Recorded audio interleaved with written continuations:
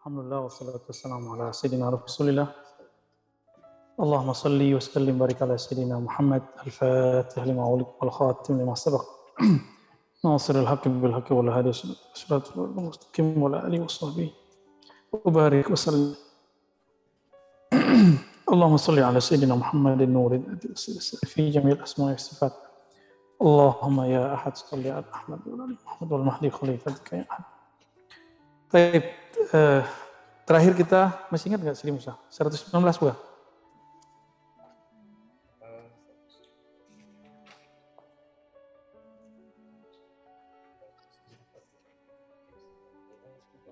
Ya? Kita kajian kitab Matan Zubat karya Al-Izz ibn Abdus Salam. Kemarin kita diskusi dengan pekan lalu dan bulan lalu dengan Sidi Musa Zauki. Ternyata ada dua sosok yang bernama Al-Izz ibn Abdus Salam, dan beberapa ulama menyebutnya dua-duanya Sultanul Ulama. Di situ bingungnya ya. Ternyata ada yang hidupnya memang bersamaan.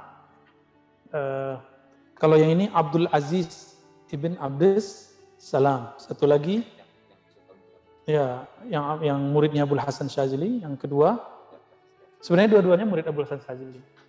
Ya.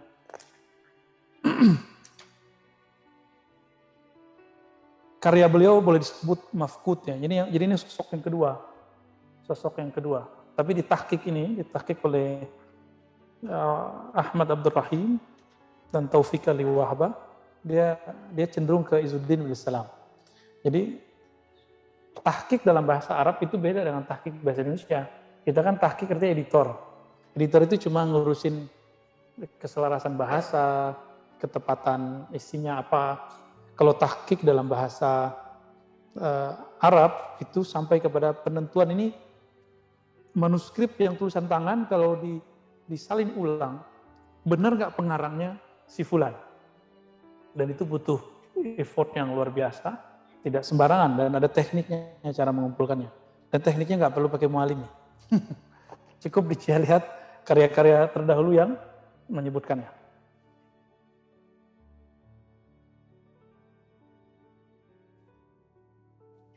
Allah Ta'ala itu kalau berinteraksi dengan kita, itu tidak berinteraksi dengan jalalnya. Jadi Allah itu kan ada jamal, ada jalal. Allah itu kalau interaksi kepada makhluknya lebih banyak dengan jamal. Apa arti jamal? Keindahan dan kebaikannya. Coba antum sholatnya khusyuk nggak tadi? Ada yang khusyuk, ada yang kesetrum dikit hilang lagi, kesetrum dikit hilang lagi kan? Ya itu nggak bisa dihindari, emang begitu. Sholat begitu bisa bikin masuk surga? Nggak pantas. Nggak pantas.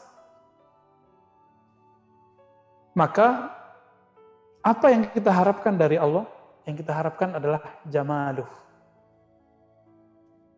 Dan jamalnya Allah itu ada pada Nabi Muhammad. Maka Nabi Muhammad itu dilekatkan pada dirinya dua nama di Quran. Sebenarnya nama yang lain masuk, tapi sudah masuk sini. Ra'ufun Rahim. Wabil mu'minin Ra'ufur Rahim. Rasul itu terhadap orang beriman itu sangat ra'uf, sangat penyayang. Rahim, lebih penyayang lagi. Itu nama Allah bukan Ra'uf. Nama Allah. Ra'if, Rahim, Bismillahirrahmanirrahim. Tapi sekarang Allah taruh itu menjadi nama. Maka ulama ahlul haqiqah sepakat mengatakan itulah bismillahnya surat Taubah. Berarti bismillah itu isinya adalah penyebutan Nabi Muhammad. Dengan nama Allah yang maha pengasih penyayang. Melalui siapakah Allah menyayangi alam semesta? Melalui Nabi Muhammad sallallahu alaihi wasallam. Itu maknanya. Itulah makna titik, itulah maknanya Rahman Rahim. Ya. Nah, itu pengantar mau masuk ke kitab. Kalau antum paham itu udah khatam kitabnya tuh. Ya. Jadi jangan pernah minta keadilan Allah, itu jalal. Wah, Allah nggak adil nih. Hancur kita kalau kita minta keadilan Allah. Jadi jangan pernah minta Allah adil. Minta Allah itu baik aja. Ya Allah, dengan rahmat-Mu, rahmat kami. Jangan dia bi'adlika. Jangan. Bi'izzatika, jangan. Nggak kuat kita. Kalaupun kita manggil dengan ya zal jalali wal ikram, yang diminta apa? Amitna ala dinil Islam tuh. Maksudnya apa? Ya Allah, kami di banyak maksiat. Karena Engkau jalal, kuat. Ambil kami supaya mati dalam Islam. Itu maksudnya. Itu cuma dengan jalal Allah, nggak bisa lagi. Jadi pembunuh 100 orang itu, dia bisa masuk, itu karena rahmat. Tapi untuk ngambil dia dari sana, itu jalalnya Allah. Jadi jalalnya itu mengikuti jamalnya. Jangan jamalnya mengikuti jalalnya. Hancur kita nggak kuat. Itulah maksud Nabi tidak masuk surga kamu, la yadkhulul jannata ahadukum bi'amali. Karena kalau dengan amal itu jalal. Jadi kalau kita mau minta masuk surga dengan amalan, antum sedang menantang keadilan Allah. Jalalnya, keagungan Allah. Nggak kuat kita. Maka mintalah selalu rahman-Nya. Ya. Karena Allah sudah ingetin, Bismillahirrahmanirrahim, itu kan ingetin itu. Bismillahirrahmanirrahim. Semua ayat surat kan? Maka jangan malu minta rahmat. Allah itu senang kalau kita bilang rahman, itu senang banget. Langsung Allah itu sayang sama kita. Apalagi maharnya dibaca, yaitu nama Nabi Muhammad sallallahu alaihi wasallam. Summa alam anna sayyidal bar latif yulatifu abdahu ad-da'ifa fayu'amilahu bisifatil ifdal la bisifatil jalal. Ketahuilah bahwasannya Allah Ta'ala yang maha sempurna, maha lembut, maha baik, bersikap lembut kepada hambanya yang dhaif bisifatil ifdal, dengan sifat kemurahannya. Ifdal itu kemurahan, itu sebutan lain dari rahmat. Karena Allah pemurah, maka kita sholatnya nggak khusyuk ini nggak masalah. Coba hitung semua maksiat dari awal ada alam semesta sampai sekarang, itu semuanya ada di umat Nabi Muhammad. Setan itu maksiatnya apa? Kibr tadi ya, aba wastakbar. Itu ada nggak sekarang sama kita? Ada. Apalagi Nabi Lut, umatnya ngapain? Homoseksual ada nggak sekarang? Ada. Apalagi? Sebutin aja semua. Semua maksiat yang dulu ada sekarang nggak. Orang dulu tuh kuat fisik, tapi nggak usah khawatir. Orang sekarang Allah kuatkan ruhnya. Kenapa? Karena berlindung dengan ifdal, jamal. Jamalnya Allah Subhanahu Ta'ala. Jadi kalau kita buat, teman-teman, biar paham di awal, jadi tinggal baca kitabnya doang. Ya. Kita kepada Allah boleh dihapus. Hanya interaksinya cuma dengan jalal dan jamal. Nah, orang yang nggak kenal Allah, itu minta jalalnya, minta adil. Rapinya lah. Dulu waktu SD kayaknya sering. Iya, barakallahu fiik. Jadi Allah Ta'ala, ini tulisan lainnya bukan Allah ya. Allah Ta'ala, hamba ini kita abdun. Antum hamba atau Tuhan? Bagaimana muamalah Allah kepada hamba? Nah, ini dua nih. Satu jamal. Apa arti jamal? Keindahan, kebaikan. Satu jalal. Jamal ini rahmat. Biar kepalanya pada terik. Apa? Gini semua. Rahmat. Yang ini adil. Si hamba yang kenal Allah, dia pasti mintanya jalur ini. Ya Allah, satu hari.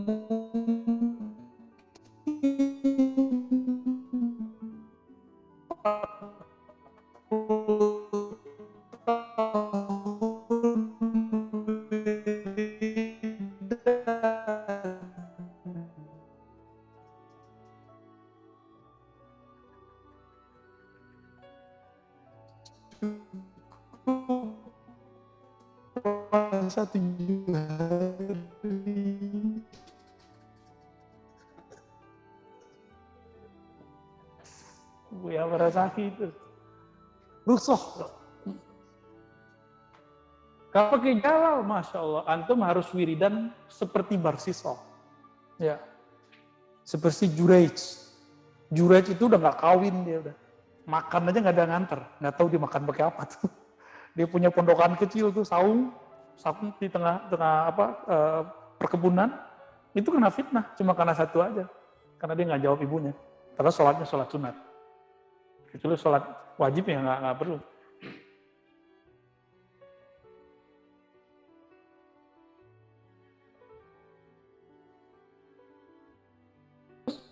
Di sini lelah antum itu. Dan kadang-kadang kalau salah baca jadi sombong.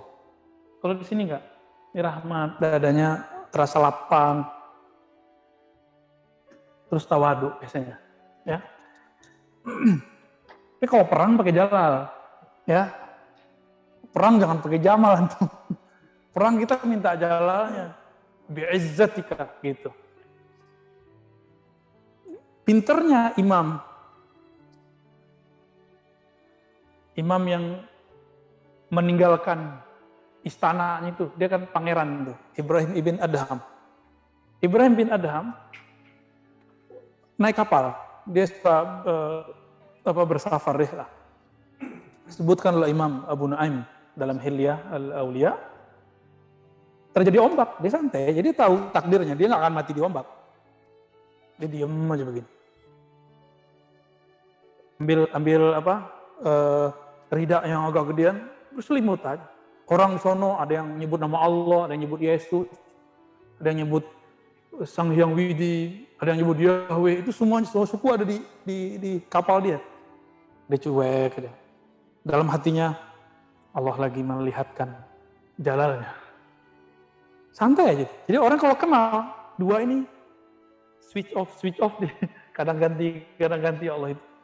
Maka dia tunggu. Nah sekarang ini pandemi ini apa nih? Jalal apa jamal? Sebenarnya dalam jalal itu ada jamal juga. Ibrahim ibn Adham itu sangat mengerti itu. Maka dia tenang aja. Tenang aja dia. Nah ini ujiannya kalau kita naik pesawat tuh. Bulok gitu ya. Apa namanya itu udah? Yang orang tentara udara nih. Turbulence. Jadi ketika terjadi, antum tambah zikirnya kenceng di kolbu atau malah berisik di sini. Rata-rata kan berisik di situ. Yang lucu tuh nyebut nama pacarnya kan. Adinda. Gimana? Adindanya siapa namanya? Betty gitu ya. Betty. Ada orang tabrakan mati, itu manggil nama ceweknya. Beneran, serius. Ada orang mau dibunuh, dia manggil nama kekasihnya. Karena kekasih dia cuma itu. Ada orang koma, pertama yang dipanggil nama pasangannya. Berarti dia bukan cinta Allah sebenarnya. Kecuali dia mencintai Allah lewat pasangannya, itu beda lagi. Itu canggih itu. Ilmunya Sidi Musa itu. Pakai sakit dulu biar datang. Allahumma sholli ala Muhammad. Iya, jomblo beberapa lama kan.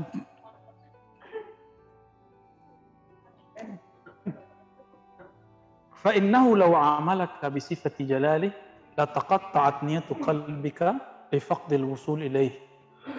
Karena jika Allah berinteraksi kepadamu dengan jalalnya, keadilannya, keagungannya, pasti kamu tidak akan sanggup untuk menghadapinya.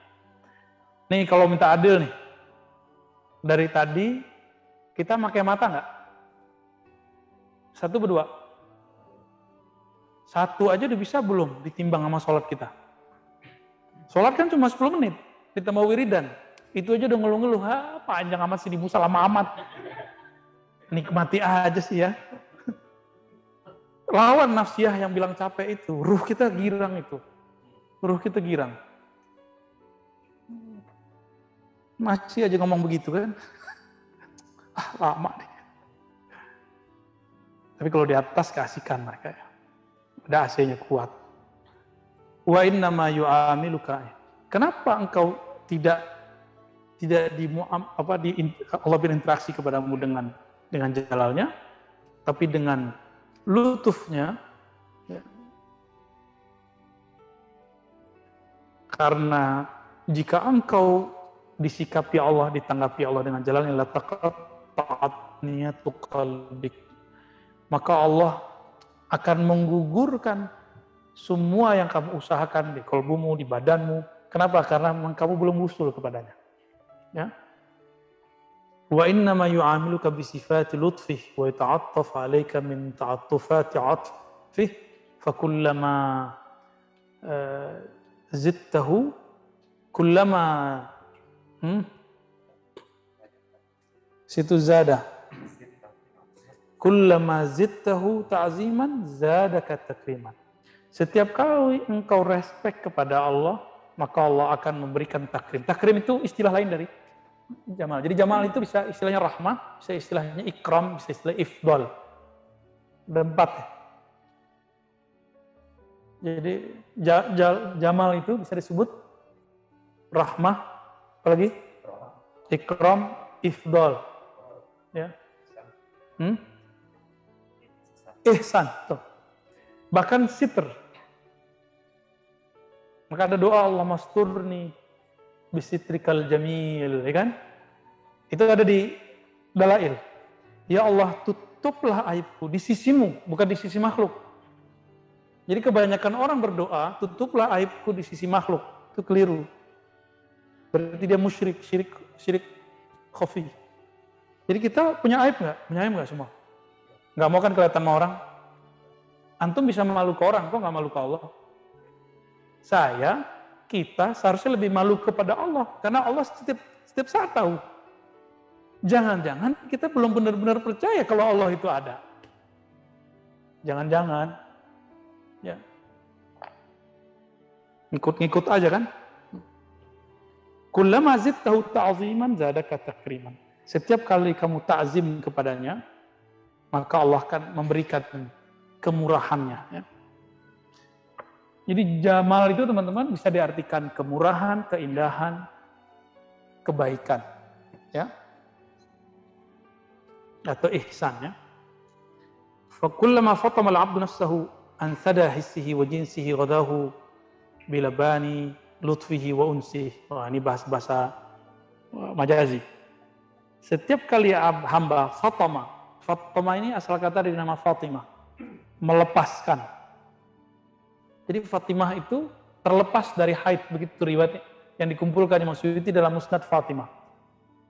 Tapi itu secara kedokteran saya nggak tahu tuh Pak Dokter, mana Pak Dokter. Itu mungkin nggak perempuan nggak haid? Ada ya fakta itu? Ada. Oh berarti nggak aneh ya. Cuma kan kalau perempuan nggak haid biasanya nggak punya anak. Tapi Sayyidah Fatimah punya anak. Berarti emang ada ya perempuan nggak haid itu?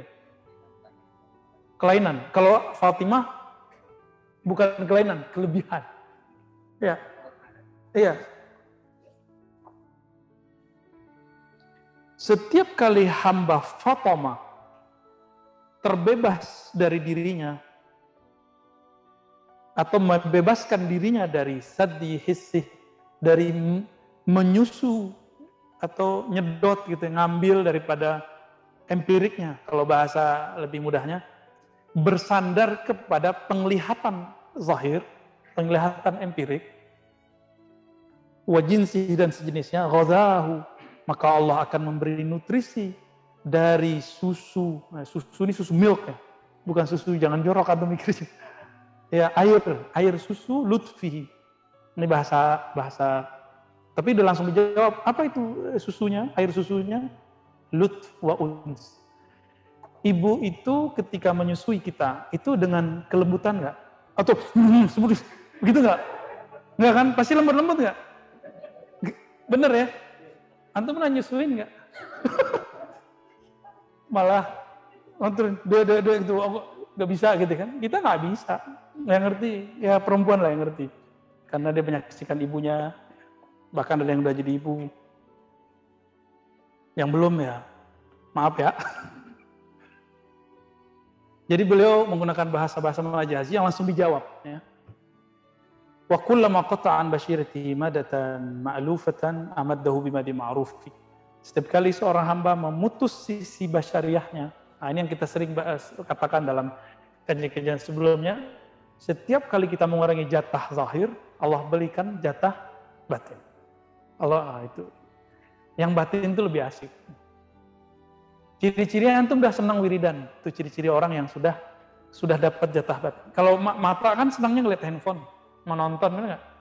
Coba sekarang ganti, setengah jam aja, kalau bisa 1 jam.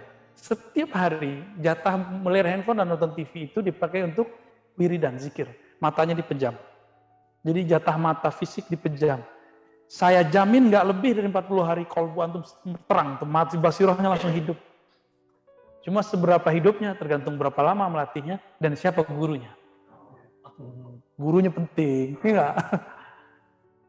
Karena ada guru yang putar-putar muridnya. Wiridan, zikir, capek lah. Tapi untuk persiapan boleh, biar nafsiyahnya nggak sombong nanti.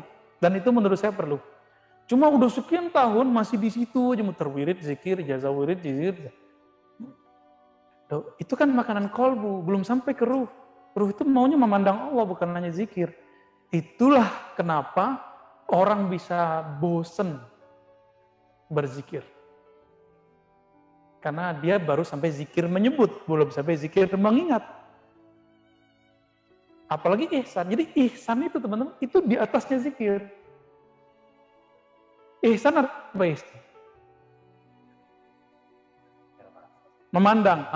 Maka Nabi kasih semacam mediator ya.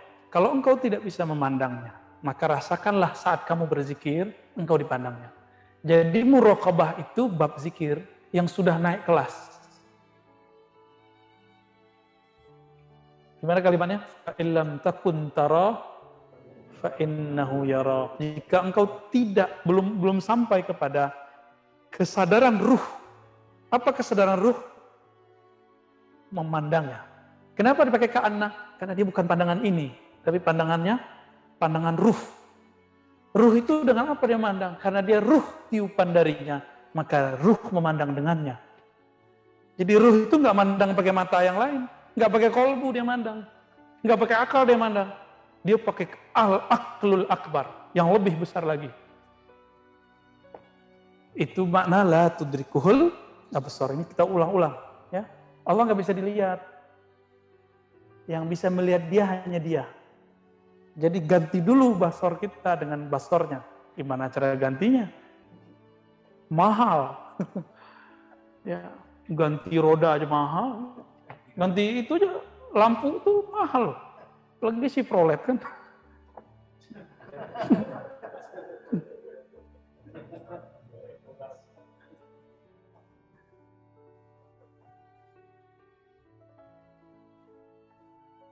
Kita langsung masuk ke paragraf berikutnya. Ini ansa, ini salah cetak ini Sidi Musa. Ini buku ini banyak, bener. Di hadisnya ansa kali, nasitu atau unsitu. Di situ apa? Anas tuh. Emang ada hadis begitu?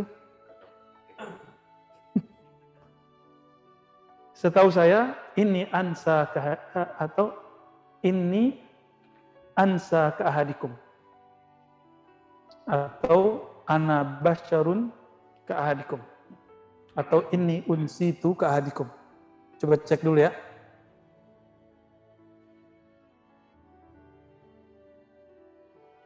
Aku lupa seperti seseorang kamu atau aku manusia seperti kalian. Abid inda rabbiya. Walaupun beliau itu manusia, tapi beliau mengatakan abitu inda rabbi yut'imuni wa yasqini. Ini pembeda antara Nabi dengan kita. Walaupun beliau bashar misluna, illa annahu yuha. Karena di Quran kan, bagaimana ayatnya? Bukan.